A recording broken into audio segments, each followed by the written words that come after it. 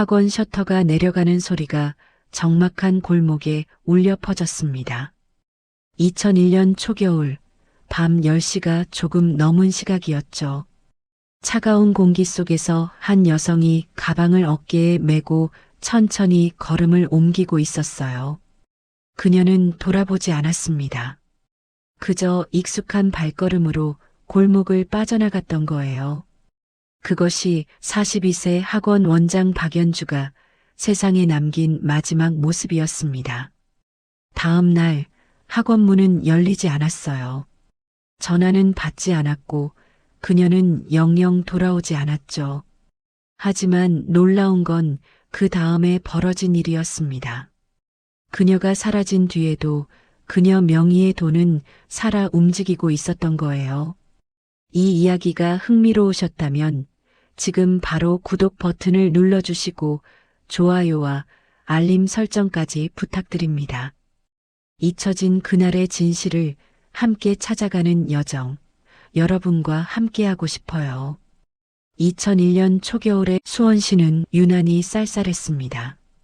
수도권 외곽에 자리한 이 도시는 주거지와 학원가가 함께 발달한 도시였습니다. 이곳에서 중등 전문 학원을 운영하던 박연주는 지역에서 꽤 알려진 인물이었습니다. 소규모 학원이었지만 학생 관리 하나만큼은 철저하기로 유명했거든요. 성적 향상 사례도 많았고 무엇보다 학생 한 명 한 명을 세심하게 챙기는 모습에 학부모들의 신뢰가 두터웠던 거예요. 학원가에서는 박 원장 학원에 보내면 안심이라는 말이 돌 정도였답니다. 연주는 단순히 공부만 가르치는 게 아니라 아이들의 고민을 들어주고 진로 상담까지 해주는 교육자였어요. 연주는 미혼이었습니다. 결혼보다는 일에 더 큰 의미를 두는 사람이었던 거죠. 학원 근처 오피스텔에서 혼자 살면서 대부분의 시간을 학원 운영에 쏟았어요. 아침 일찍 나와 저녁 늦게까지 학생들을 가르치고 상담하고 관리하는 일이 그녀의 일상 전부였습니다. 주변 사람들은 그녀를 보며 일에 미친 사람이라고 농담처럼 말하곤 했지만 연주는 개의치 않았죠. 오히려 환하게 웃으며 아이들이 성장하는 모습을 보는 게 가장 큰 보람이라고 대답하곤 했거든요. 그 말에는 진심이 담겨 있었습니다. 연주에게 학원은 단순한 사업장이 아니라 자신의 꿈을 실현하는 공간이었던 거예요. 그녀는 교육을 통해 아이들의 미래를 바꿀 수 있다고 믿었고 그 신념을 실천하며 살아왔답니다. 그날도 평소와 다름없는 하루였어요. 오후 수업이 시작되고 학생들이 하나둘 학원으로 모여들었죠. 연주는 늘 그랬듯 교실을 돌며 학생들의 공부를 체크했습니다. 이해가 안 되는 부분은 없는지, 어려운 게 있는지 세심하게 살폈던 거예요. 저녁 수업까지 마친 연주는 마지막 학생을 배웅하며 조심히 들어가라는 따뜻한 말을 건넸답니다. 학생이 사라진 뒤 그녀는 학원 안을 정리하기 시작했어요. 책상 위를 닦고 칠판을 지우고 불을 하나씩 껐죠. 창문을 확인하고 문단속을 점검했습니다. 그리고 사무실로 들어가 그날의 정산을 마쳤어요.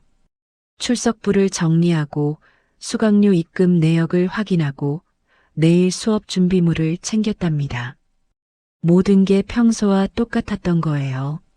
CCTV에는 밤 10시 5분경 학원 셔터를 내리고 골목으로 걸어나가는 연주의 모습이 마지막으로 찍혀 있었습니다.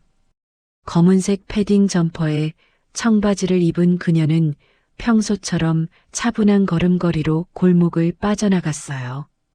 가방 하나만 메고 있었고 표정은 피곤해 보였지만 특별히 불안하거나 긴장한 기색은 없었죠. 그저 하루 일과를 마친 사람의 평범한 귀갓길처럼 보였던 겁니다. 하지만 연주는 집에 도착하지 않았어요. 아니, 정확히는 어디에도 도착하지 못했답니다. 다음 날 아침 늘 정시에 열리던 학원 문이 굳게 닫혀 있었어요. 오전 9시가 되어도 문은 열리지 않았고 전화를 걸어도 받지 않았죠. 학원에서 함께 일하던 강사가 이상함을 느끼기 시작한 건 그때부터였습니다. 처음에는 단순히 늦잠을 잔 거라고 생각했어요. 연주도 사람인데 가끔은 피곤해서 늦을 수도 있다고 여겼던 거죠. 하지만 시간이 흘러도 아무런 연락이 없었습니다. 강사는 연주의 휴대전화로 계속 전화를 걸었지만 전원이 꺼져 있었어요. 오전 수업 시간이 되자 학부모들의 문의 전화가 쏟아지기 시작했답니다. 학원이 왜 안 열렸는지, 원장님이 어디 가셨는지 묻는 전화였거든요. 강사는 불안한 마음에 연주의 오피스텔로 향했어요. 초인종을 눌렀지만 반응이 없었죠. 몇 번이나 벨을 눌렀지만 대답이 없었습니다. 관리사무소에 연락해 상황을 설명했고 함께 문을 열어봤어요. 하지만 집안은 텅 비어 있었답니다. 침대는 깔끔하게 정돈되어 있었고 아침 식사를 준비한 흔적도 없었어요. 전날 밤 귀가하지 않은 것이 분명했던 거죠. 강사는 즉시 경찰에 신고했습니다. 원장님이 어제 밤부터 연락이 안 되고 집에도 없으며 학원도 안 열렸다는 내용이었어요. 뭔가 이상하다는 직감이 들었던 겁니다. 경찰은 신고를 접수하고 즉시 수사에 착수했죠. 연주의 동선을 추적하기 시작했습니다. 학원 CCTV를 확인하고 주변 상가의 영상도 수집했어요. 그날 저녁 수사는 급전환을 맞이하게 됩니다. 연주의 차량이 학원에서 7km 떨어진 하천 인근 공영주차장에서 발견된 거예요. 신고를 받고 출동한 경찰이 주차장을 한 바퀴 돌던 중 며칠째 방치된 것처럼 보이는 차량 한 대를 발견했답니다. 앞 유리에 낙엽이 쌓여 있었고 차체에는 먼지가 앉아 있었어요. 번호판을 확인하니 박연주 명의의 차량이었죠. 차 문은 잠겨 있었습니다. 경찰이 문을 열고 내부를 확인했을 때 모든 것이 정돈되어 있었거든요. 운전석과 조수석 사이에는 연주의 핸드백이 놓여 있었고 지갑과 휴대전화도 그대로 있었어요. 뒷좌석에는 노트북과 학원 장부가 가지런히 놓여 있었답니다. 심지어 차 열쇠도 시동 키홀에 꽂혀 있었죠. 사고 흔적은 전혀 없었습니다. 충돌 자국도 깨진 유리도 피 흔적도 없었거든요. 차 내부를 감식했지만 다툼의 흔적 역시 찾을 수 없었어요. 시트는 제자리에 있었고 백미러도 정상 위치였답니다. 마치 누군가 잠시 차를 세워두고 화장실에라도 간 것처럼 모든 게 평온해 보였던 거예요. 하지만 연주는 돌아오지 않았습니다. 주차장 주변을 샅샅이 수색했지만 그녀의 흔적은 어디에도 없었어요. CCTV를 확인했지만 이 주차장에는 카메라가 설치되어 있지 않았죠. 주변 상가의 CCTV도 각도상 주차장까지 담지 못했습니다. 목격자도 나타나지 않았거든요. 연주는 마치 공기처럼 아무런 흔적도 남기지 않고 사라져버린 겁니다. 경찰은 차량 내부를 정밀 감식했어요. 지문을 채취하고 섬유 조각을 수집하고 혈흔 반응 검사를 실시했답니다. 하지만 특이사항은 발견되지 않았죠. 연주의 지문만 검출됐고 다른 사람의 흔적은 없었습니다. 차량 트렁크도 열어봤지만 비어 있었어요. 스페어 타이어와 기본 공구만 놓여 있을 뿐이었거든요. 경찰은 초기에 자발적 잠적 가능성을 검토하기 시작했습니다. 42세 미혼 여성이 갑자기 사라졌다면 개인적인 이유가 있을 거라고 판단한 거예요. 학원 운영에서 오는 스트레스, 재정적 문제, 혹은 인간관계에서의 갈등이 원인일 수 있다고 봤죠. 실제로 학원 운영은 쉬운 일이 아니었으니까요. 학생 관리, 학부모 상담, 강사 관리, 재정 관리까지 모든 걸 혼자 책임져야 하는 자리였습니다. 학부모들의 민원을 처리하고 성적이 안 오른다며 항의하는 전화를 받고 강사들의 스케줄을 조정하는 일은 정신적으로 큰 부담이었을 겁니다. 혹시 연주가 이 모든 것에 지쳐서 도망친 건 아닐까 하는 가능성을 경찰은 염두에 두고 수사를 진행했어요. 하지만 조사 결과는 이런 추측을 완전히 뒤집었답니다. 연주의 학원은 적자 없이 안정적으로 운영되고 있었거든요. 매출도 꾸준했고 학생 수도 유지되고 있었어요.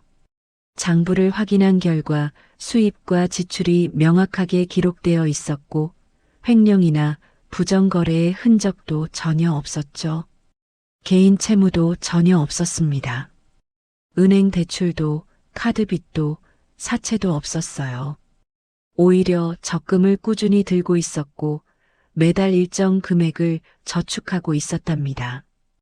통장 잔고도 넉넉한 편이었거든요. 재정적으로 어려운 상황이 전혀 아니었던 겁니다. 강사들과의 관계도 원만했어요. 함께 일하던 강사들은 한결같이 증언했답니다.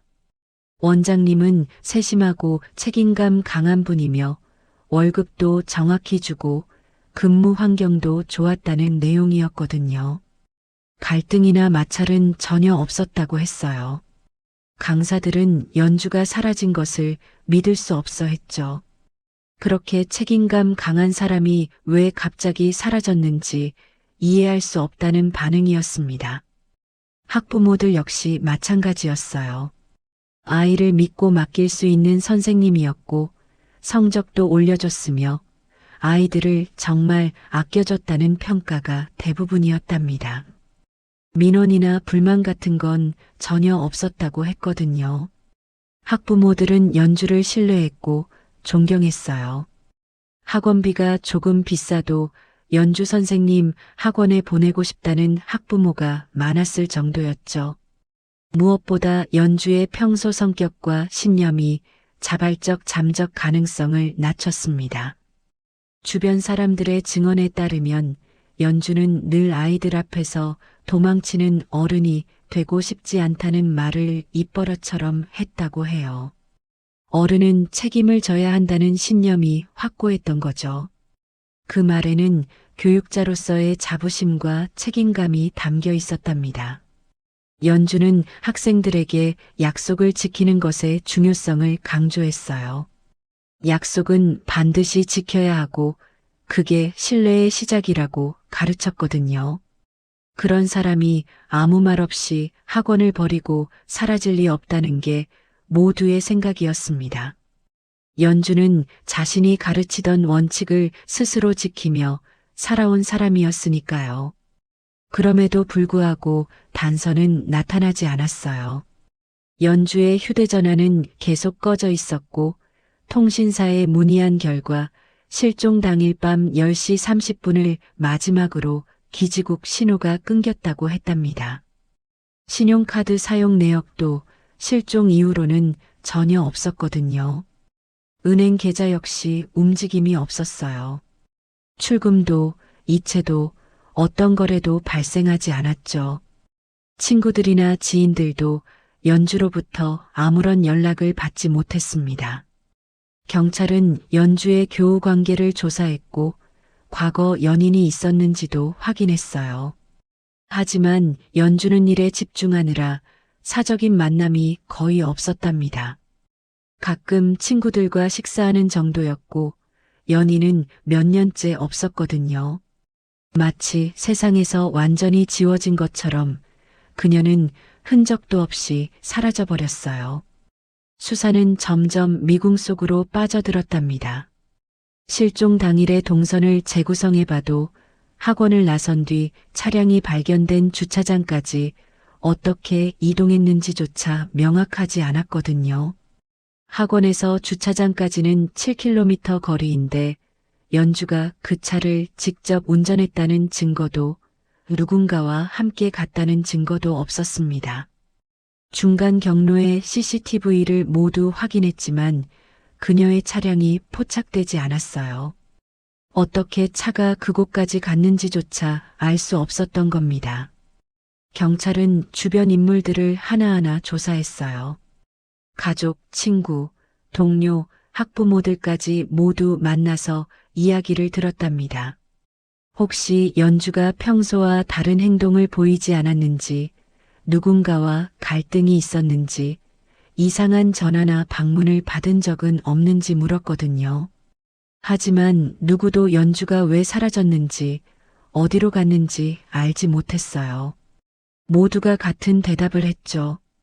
믿을 수 없다는 것, 이해할 수 없다는 것, 연주는 그런 사람이 아니라는 것. 연주는 계획적으로 사라질 사람이 아니었습니다. 그녀에게는 사라져야 할 이유가 없었고 도망쳐야 할 이유도 없었거든요. 시간이 흘렀어요. 일주일이 지나고 한 달이 지났답니다. 경찰은 수색 범위를 넓혀갔지만 아무것도 발견하지 못했어요. 하천 주변을 수색했고 산과 들을 뒤졌지만 연주의 흔적은 어디에도 없었죠.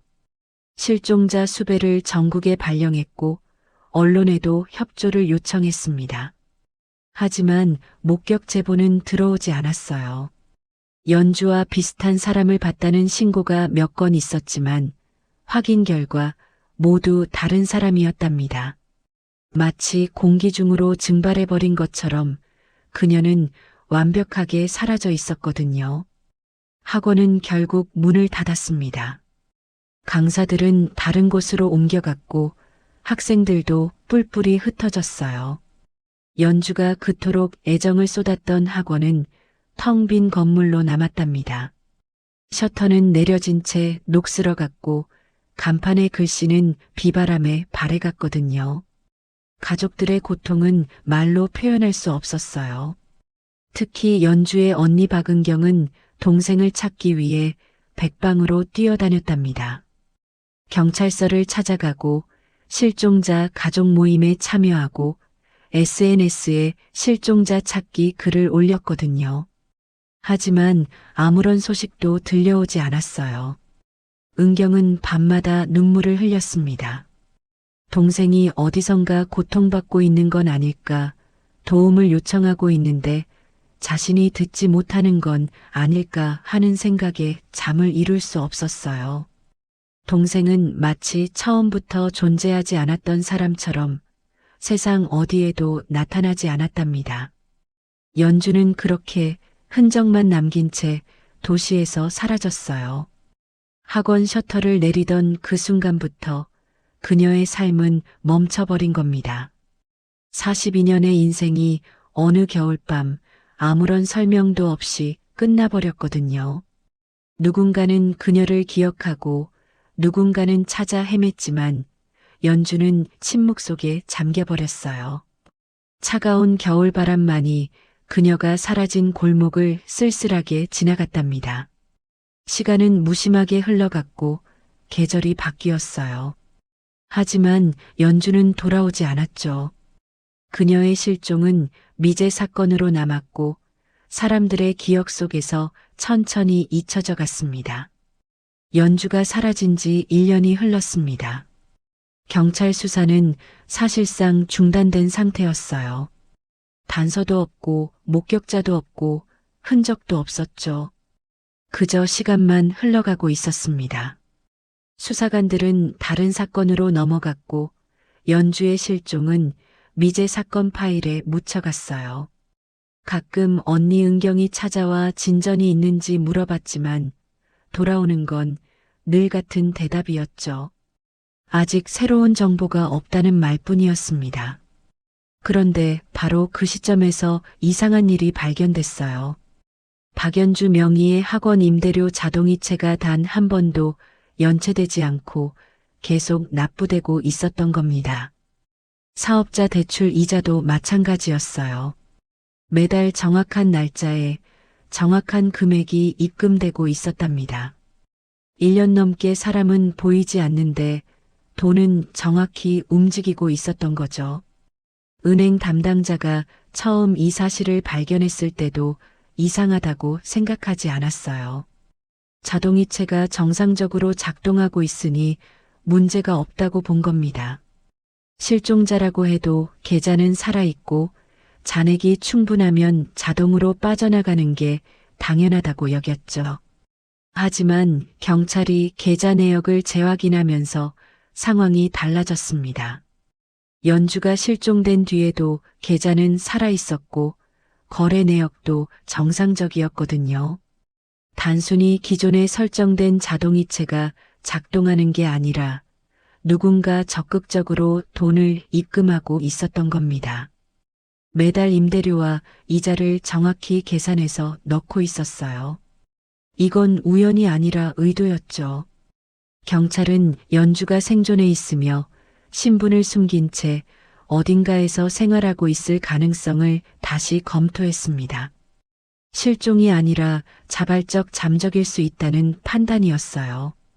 본인이 직접 돈을 관리하고 있다는 건 살아있다는 명백한 증거라고 봤던 겁니다. 이로 인해 사건은 강력 사건이 아닌 성인 실종으로 분류가 변경됐어요. 전담 수사팀은 해체됐습니다. 사건은 미제 파일로 넘어갔고 더 이상 적극적인 수사는 이뤄지지 않았어요. 경찰 입장에서는 본인이 원해서 사라진 사람을 억지로 찾을 이유가 없었던 거죠. 성인의 자유의지를 존중해야 한다는 원칙이었습니다. 하지만 연주의 언니 박은경은 이 판단을 받아들일 수 없었답니다. 동생을 가장 잘 아는 사람은 자신이었거든요. 연주는 그렇게 무책임하게 사라질 사람이 아니었어요. 은경은 과거 동생이 했던 말을 기억하고 있었죠. 실종 1년 전쯤 두 자매가 함께 저녁을 먹던 날이었습니다. 평소처럼 학원 이야기를 나누다가 연주가 갑자기 진지한 표정으로 말했던 거예요. 내가 만약 사라진다면 그건 사고일 거라고, 절대 자발적으로 떠나는 일은 없을 거라고요. 그 말을 듣고 은경은 웃으며 무슨 이상한 소리냐고 물었어요. 연주는 그냥 혹시 모르니까 알아두라며 대답했죠. 당시 은경은 그 말을 대수롭지 않게 여겼습니다. 동생이 무슨 이상한 소리를 하나 싶었거든요. 피곤해서 그런가 보다 하고 넘어갔어요. 하지만 지금 생각해보면 그건 예언 같은 말이었죠. 연주는 무언가를 알고 있었던 게 아닐까요? 아니면 누군가를 경계하고 있었던 걸까요? 왜 그런 말을 했는지 이제는 물어볼 수도 없었습니다. 은경은 동생의 계좌 흐름을 유심히 들여다보기 시작했어요. 경찰이 놓친 뭔가가 있을 거라는 확신이 들었거든요. 은행에 요청해서 1년치 거래 내역을 모두 받아냈습니다. 그리고 한 장 한 장 꼼꼼히 살펴봤죠. 날짜별로, 금액별로, 입금 장소별로 정리하기 시작했어요. 며칠 밤을 새우며 분석한 끝에 이상한 점을 발견했습니다. 입금은 모두 무통장 현금 입금이었던 거예요. 자동이체가 아니라 누군가 직접 은행에 가서 현금을 넣고 있었던 겁니다. 왜 굳이 이렇게 복잡한 방법을 쓰는 걸까요? 자동이체를 설정하면 훨씬 편할 텐데 말이에요. 더 이상한 건 입금 장소였습니다. 매번 달랐던 거죠. 이번 달은 서울 강남 지점, 다음 달은 인천 부평 지점, 그 다음 달은 대전 유성구 지점. 전국을 돌아다니며 입금하고 있었어요. 일정한 패턴도 없었습니다. 서울에서 입금하다가 갑자기 부산으로 가고 다시 강원도로 가고 그 다음엔 광주로 가는 시기였죠. 심지어 하루 만에 수백 킬로미터 떨어진 지역에서 번갈아 입금된 기록도 있었어요. 오전 10시에는 부산 서면 지점에서 입금하고 저녁 6시에는 서울 신촌 지점에서 입금하는 시기였죠. KTX를 타면 가능한 일이긴 했지만 왜 그렇게까지 해야 하는 걸까요? 은경은 곰곰이 생각해 봤습니다. 만약 연주가 정말 살아서 직접 입금하는 거라면 한 곳에서 규칙적으로 넣으면 됐어요. 굳이 전국을 돌아다닐 이유가 없었죠. 이건 추적을 피하려는 행동이었습니다. 누군가 의도적으로 패턴을 만들지 않으려고 애쓰고 있었던 거예요. 더 조사한 결과 더욱 놀라운 사실이 드러났습니다. 같은 날 다른 도시에서 입금된 경우가 여러 번 있었던 거예요. 오전에 대구에서 오후에 인천에서 입금된 기록이 있었죠. 한 사람이 이렇게 움직이기는 물리적으로 불가능했습니다. 최소한 2명 이상이 조직적으로 움직이고 있다는 증거였어요. 누군가 의도적으로 추적을 피하고 있다는 인상이 분명했습니다. 연주가 직접 하는 거라면 굳이 이렇게 복잡하게 할 이유가 없었거든요. 게다가 여러 명이 나눠서 입금한다는 건 조직적 범죄를 의미했죠. 혼자서는 할 수 없는 일이었습니다. 은경은 경찰을 다시 찾아갔어요. 정리한 자료를 모두 들고 가서 이 이상한 입금 패턴을 보여줬죠. 이건 연주 본인의 행동이 아니라 누군가 연주 행세를 하고 있는 거라고 설명했습니다. 재수사를 요청했어요. 하지만 경찰의 반응은 차갑습니다. 입금이 되고 있다는 건 본인이 살아있다는 증거이고 단지 만나고 싶지 않아서 피하고 있을 뿐이라는 거예요. 여러 지역에서 입금하는 건 본인이 이동하면서 넣는 거일 수도 있고 친구나 지인에게 부탁한 거일 수도 있다고 했죠. 성인이 자발적으로 연락을 끊은 경우 경찰이 개입할 수 없다는 답변이었답니다. 명확한 범죄 증거가 없는 한 수사를 재개할 수 없다는 거예요. 은경이 아무리 설득해도 경찰의 입장은 바뀌지 않았습니다. 은경은 좌절했어요. 하지만 포기할 수 없었죠. 동생을 찾는 건 이제 자신의 몫이 됐습니다. 경찰이 안 도와주면 혼자서라도 진실을 밝혀내겠다고 다짐했어요. 은경은 개인적으로 조사에 나섰습니다.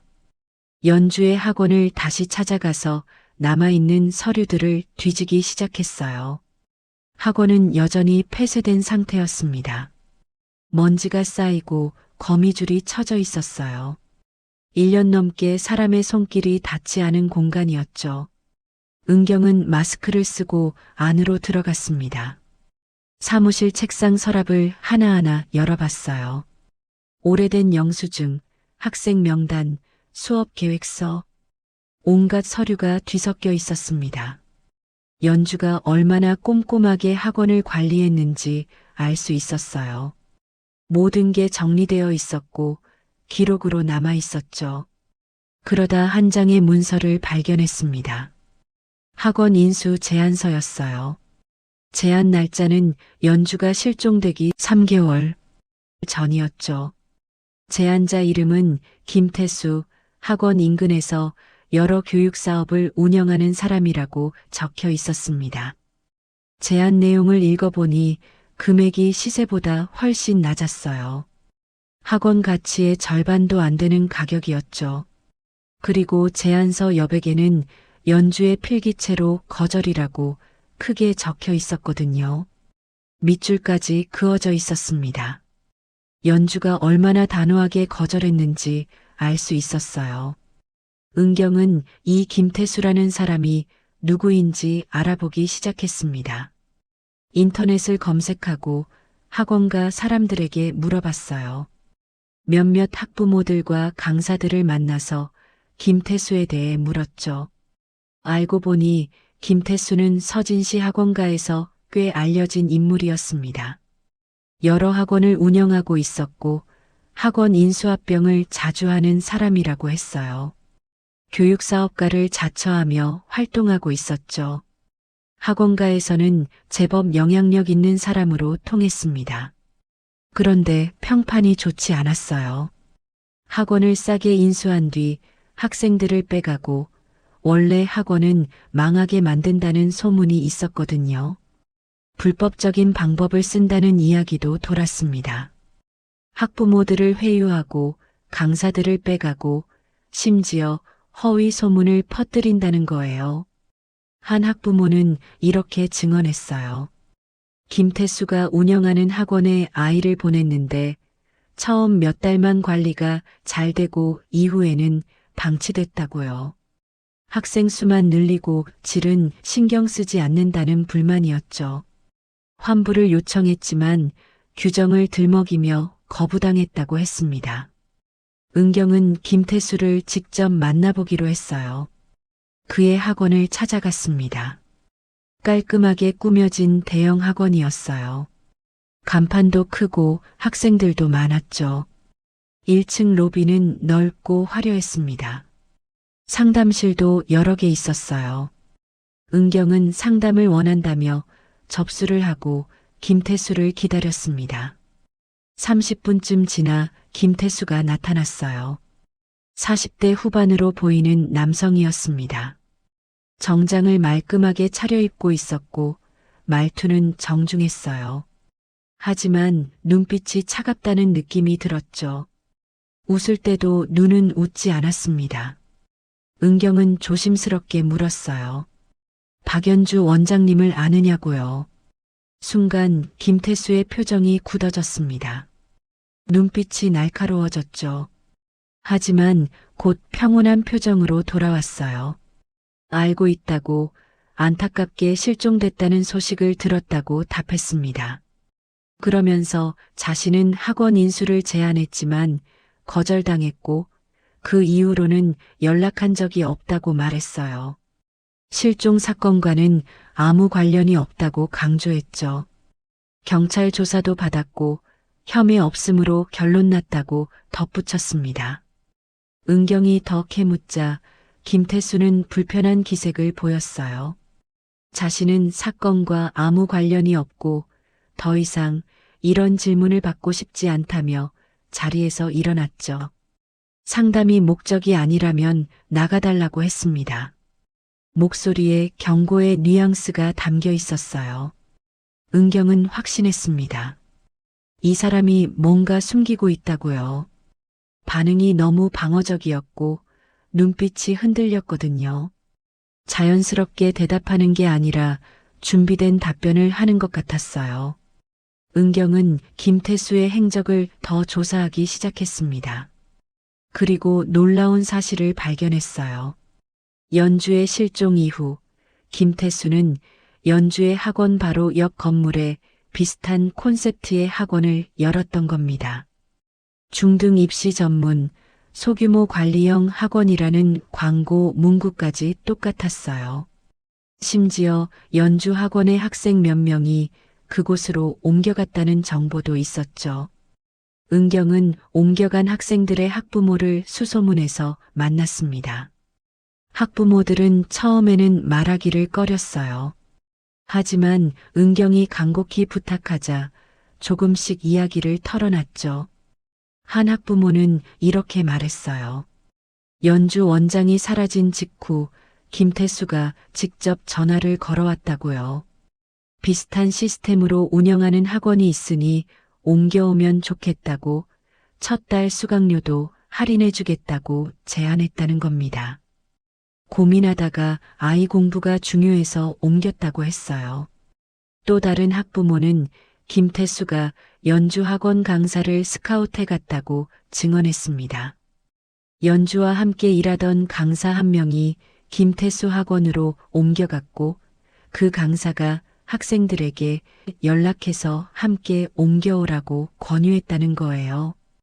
은경은 이 모든 정보를 정리해서 경찰에 다시 제출했습니다. 김태수가 연주의 실종과 관련이 있을 가능성이 높다고 주장했어요. 학원 인수를 거절당한 뒤 앙심을 품었을 수 있고 실종 이후 가장 이득을 본 사람이 바로 김태수라고 설명했죠. 하지만 경찰의 대답은 여전히 부정적이었습니다. 명확한 증거가 없다는 거였어요. 김태수는 실종 당일 알리바이가 있었고 연주와 직접적인 접촉도 없었다고 했습니다. 학원을 새로 연 건 정상적인 사업 활동이고 학생들이 옮겨간 것도 자발적 선택이라는 거예요. 더 중요한 건 연주 명의의 계좌에서 돈이 계속 움직이고 있다는 사실이었습니다. 본인이 살아있다는 증거가 있는데 왜 타인의 범죄를 의심하느냐는 논리였어요. 수사는 재개되지 않았죠. 은경은 분노했습니다. 하지만 어쩔 수 없었어요. 법적으로 경찰을 강제할 방법이 없었거든요. 은경은 혼자서 계속 조사했습니다. 김태수의 주변 인물들을 만나고 학원가 소문을 수집하고 과거 사건 기록을 뒤졌어요. 그러는 동안 시간은 흘렀습니다. 2년이 지나고 3년이 지나고 5년이 지났어요. 연주 명의의 계좌는 여전히 성실 거래자로 남아 있었죠. 매달 정확히 임대료와 이자가 납부됐습니다. 마치 연주가 정말로 어딘가에서 살아있는 것처럼요. 은경은 지쳐갔습니다. 동생을 찾겠다는 희망은 점점 희미해졌어요. 혹시 정말로 동생이 자발적으로 떠난 건 아닐까 하는 의심도 들었죠. 하지만 마음 한편에서는 계속 뭔가 잘못됐다는 느낌이 사라지지 않았습니다. 그러던 어느 날 실종 6년째 되던 해였어요. 은경에게 은행에서 연락이 왔습니다. 박연주 명의 계좌의 자동이체가 모두 중단됐다는 내용이었죠. 대출 만기가 종료됐고 더 이상 납부할 이자가 없다는 거였어요. 은경은 즉시 계좌 내역을 확인했습니다. 정말로 입금이 멈춰 있었어요. 6년 동안 한 번도 빠짐없이 들어오던 돈이 갑자기 중단된 겁니다. 마지막 입금 날짜는 대출 만기일 정확히 하루 전이었죠. 이건 우연이 아니었어요. 그 순간 은경은 확신했습니다. 동생은 오래전에 죽었고 누군가는 그 이름을 이용해 시간을 벌어왔다는 거요. 입금이 계속된 이유는 연주가 살아있어서가 아니라 누군가 연주의 신분을 유지할 필요가 있었기 때문이었던 겁니다. 대출이 만기 종료되며 더 이상 유지할 이유가 사라진 거예요. 그래서 입금을 중단한 거죠. 이건 연주의 선택이 아니라 범인의 계산이었습니다. 6년 동안 완벽하게 속여온 누군가의 치밀한 계획이었어요. 그 계획이 이제 끝난 겁니다. 입금이 중단된 지 3개월이 흘렀습니다. 은경은 여전히 경찰을 찾아다니며 재수사를 요청하고 있었어요. 하지만 상황은 변하지 않았죠. 증거가 없다는 이유로 수사는 재개되지 않았습니다. 은경은 혼자만의 싸움에 지쳐가고 있었어요. 그런데 바로 그해 가을 모든 것이 바뀌었습니다. 수원시 외곽의 한패연 수원 부지에서 철거 작업이 진행되고 있었어요. 오래전 문을 닫은 교육연수 시설이었죠.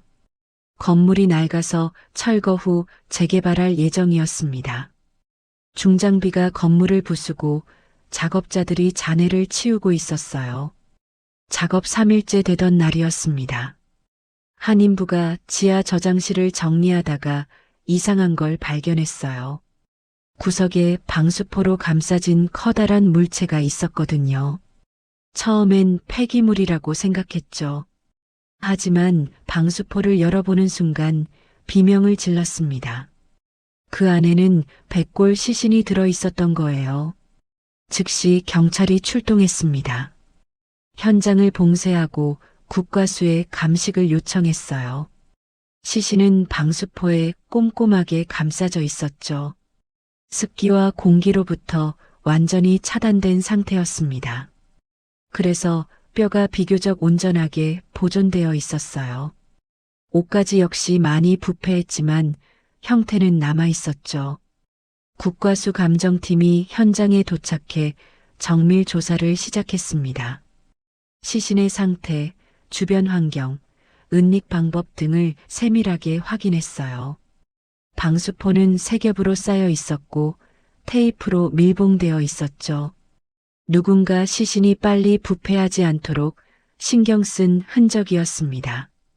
며칠 후 감정 결과가 나왔어요. 사망 시점은 약 6년 전으로 추정됐습니다.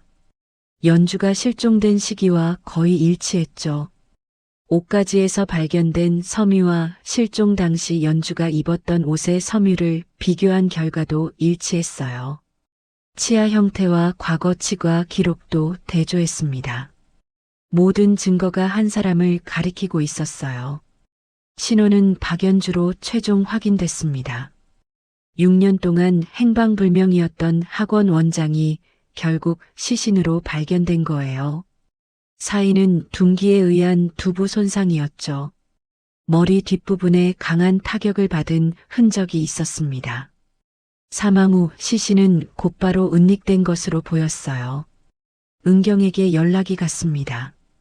동생의 시신이 발견됐다는 소식이었어요. 은경은 그 자리에 주저앉았죠. 6년을 기다렸지만 결국 동생은 돌아오지 못했습니다. 살아서 돌아오길 바랐는데 뼈만 남은 채 발견된 거예요. 은경은 눈물도 나오지 않았습니다. 그저 허탈했죠. 하지만 슬퍼할 시간은 없었어요. 이제 범인을 찾아야 했습니다. 경찰은 즉시 수사를 재개했어요. 시신이 발견된 연수원의 소유주와 관리인을 조사하기 시작했죠. 건물 등기부를 확인하고 과거 사용 내역을 추적했습니다. 그리고 놀라운 사실이 드러났어요. 이 연수원은 과거 김태수가 관리하던 시설이었던 겁니다. 정확히는 김태수가 운영하는 법인 명의로 되어 있었죠. 5년 전 폐업했지만 건물 소유권은 여전히 그 법인이 갖고 있었어요. 경찰은 즉시 김태수를 소환했습니다. 김태수는 처음에는 태연한 모습이었어요. 자신은 연수원을 운영만 했을 뿐 시신과는 무관하다고 주장했죠. 누군가 몰래 시신을 유기한 거라고 자신도 피해자라고 말했습니다. 하지만 증거는 계속 나왔어요. 경찰은 김태수의 사무실과 집을 압수수색했습니다. 컴퓨터, 서류, 휴대전화 등을 모두 압수했어요. 그리고 사무실 금고에서 결정적인 증거가 발견됐죠. 연주의 위조 인감이 나왔습니다. 박연주 명의로 만든 도장이었어요. 학원 사업자 서류도 있었죠. 연주의 서명이 위조된 각종 계약서가 있었습니다. 그리고 가장 중요한 증거가 나왔어요. 연주의 계좌를 관리한 기록이었습니다. 엑셀 파일에는 6년치 입금 기록이 상세히 정리되어 있었어요. 날짜, 금액, 입금 장소, 입금 담당자까지 모두 기록되어 있었죠. 김태수는 직원들에게 지시해서 전국 각지에서 입금하게 했던 겁니다. 추적을 피하기 위한 치밀한 계획이었어요. 더 놀라운 건 그 다음이었습니다. 김태수는 연주의 신분을 이용해 여러 금융 거래를 했던 거예요. 대출 보증을 세웠고 사업자 명의를 활용했죠. 연주가 죽은 뒤에도 그녀의 이름으로 수천만 원을 움직였습니다. 학원과 재편을 위한 자금으로 사용했어요. 증거가 쌓이자 김태수의 태도가 변하기 시작했습니다. 변호사를 불렀고 묵비권을 행사하려 했어요. 하지만 경찰은 더 많은 증거를 찾아냈죠. 김태수의 휴대전화 복구 기록에서 연주와 주고받은 문자 메시지가 나왔습니다. 실종 한 달 전부터 김태수는 연주에게 계속 학원 매각을 종용했던 거예요. 연주는 번번이 거절했죠. 마지막 문자는 실종 3일 전이었습니다. 연주가 김태수에게 보낸 메시지였어요. 더 이상 연락하지 말라는 내용이었죠. 그리고 만약 계속 괴롭히면 교육청에 신고하겠다는 경고도 있었습니다. 경찰은 교육청에 문의했어요. 혹시 박연주로부터 신고나 제보가 있었는지 확인했죠. 교육청 담당자는 기록을 찾아봤습니다. 그리고 놀라운 사실을 발견했어요. 연주가 실종 당일 아침 교육청에 전화를 걸었던 기록이 있었던 겁니다. 통화 내용은 기록되지 않았지만 통화 시간은 15분이었어요. 짧지 않은 시간이었죠. 교육청 직원은 그날 통화를 희미하게 기억했습니다. 한 학원 원장이 다른 학원의 불법 행위를 제보하려 했다는 거예요. 구체적인 자료를 준비해서 다시 연락하겠다는 말을 남겼다고 했죠. 모든 퍼즐이 맞춰지기 시작했습니다. 연주는 김태수의 불법 행위를 알아냈던 거예요. 아마도 회계 조작이나 불법 학원 운영 같은 걸 발견했겠죠. 그래서 교육청에 신고하려 했던 겁니다. 김태수는 그 사실을 알았고 막으려 했어요. 경찰은 김태수를 다시 조사했습니다. 이번에는 증거를 하나하나 제시하며 압박했어요. 위조인감, 계좌관리 기록, 문자 메시지, 교육청 통화 기록. 모든 게 김태수를 가리키고 있었죠.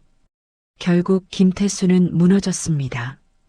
변호사와 상담한 뒤 범행을 자백하기로 했어요. 하지만 처음부터 계획한 게 아니라 우발적이었다고 주장했죠. 살인 의도는 없었다고, 실수였다고 말했습니다. 김태수의 진술은 이랬어요.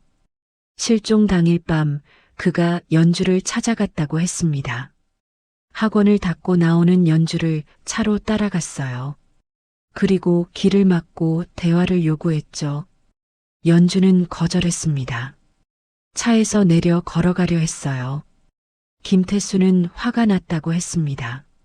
자신의 제안을 계속 무시하고 교육청에 신고하려 한다는 게 참을 수 없었다고요. 연주의 팔을 잡고 억지로 차에 태웠어요. 연주는 소리를 지르며 저항했죠.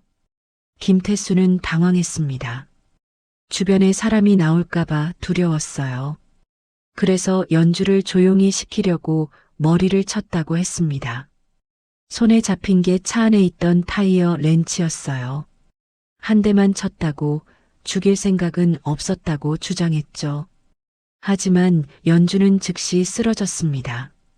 머리에서 피가 났고 움직이지 않았어요. 김태수는 패닉 상태에 빠졌다고 했습니다. 연주의 맥박을 확인했지만 느껴지지 않았어요. 죽었다는 걸 깨달았죠. 그 순간부터 모든 게 달라졌습니다. 범행을 숨기기로 결심한 거예요. 연주의 차를 하천 근처 주차장으로 옮겼어요. 연주의 가방과 휴대전화는 차 안에 그대로 뒀죠. 마치 연주가 스스로 차를 세워둔 것처럼 보이게 만들었습니다. 그리고 연주의 시신은 자기 차에 싣고 연수원으로 갔어요. 연수원 지하 저장실은 아무도 사용하지 않는 공간이었습니다.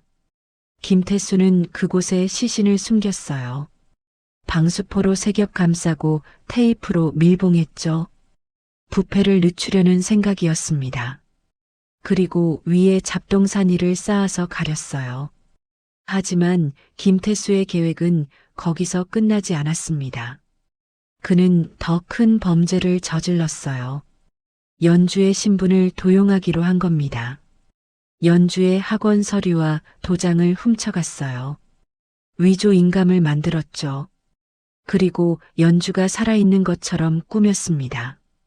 학원 임대료와 대출 이자를 계속 납부했어요. 직원들에게 지시해서 전국 각지에서 입금하게 했죠. 추적을 피하기 위해서였습니다. 경찰이 계좌 거래를 보면 연주가 살아있다고 생각하게 만들려는 거였어요.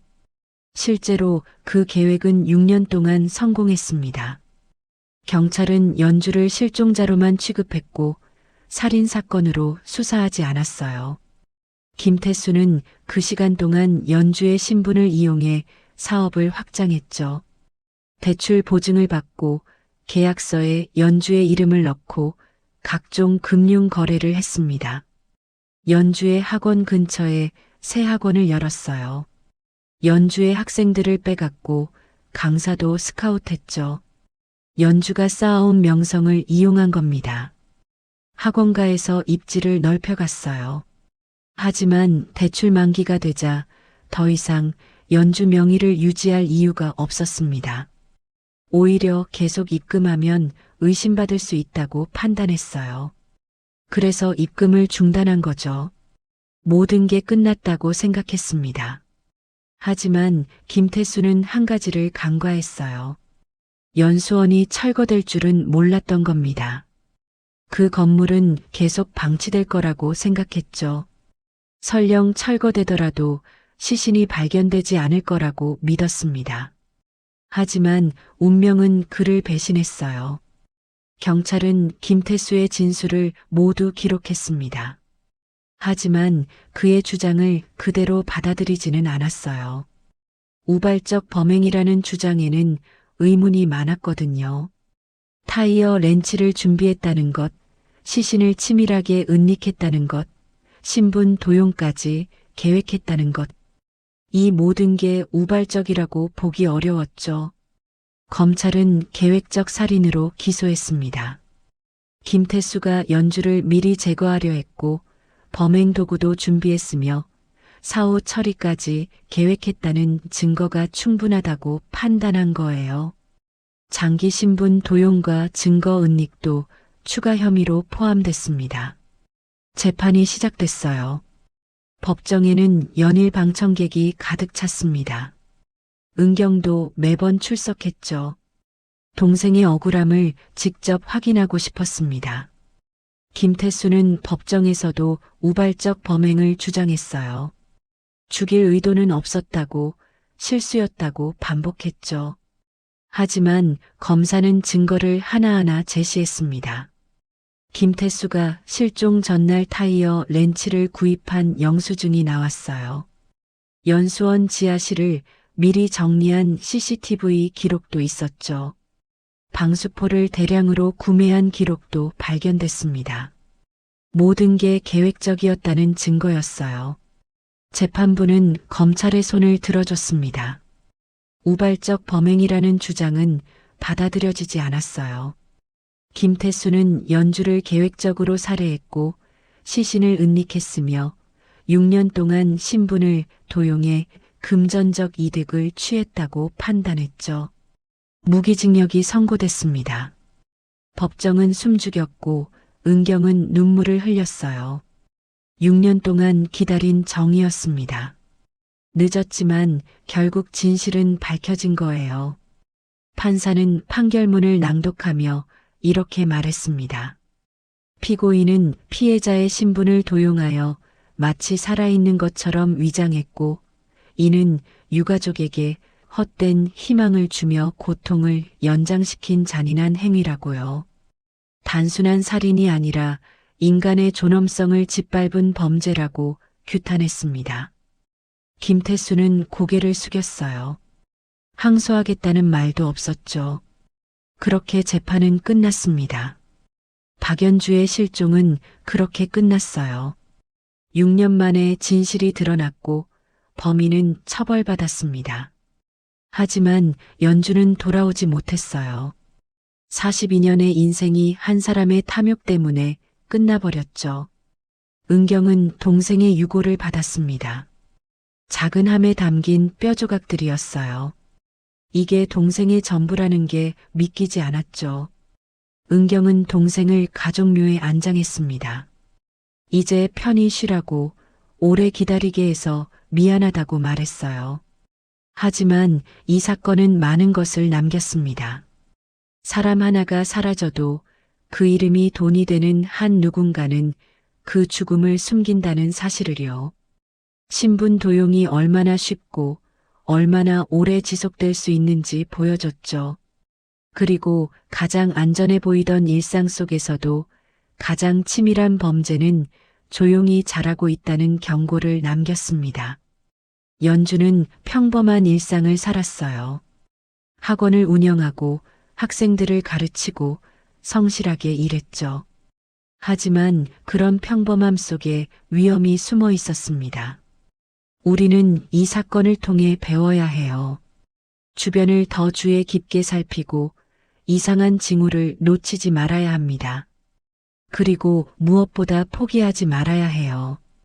은경처럼 끝까지 진실을 찾으려는 노력이 결국 정의를 실현한다는 걸 기억해야 합니다.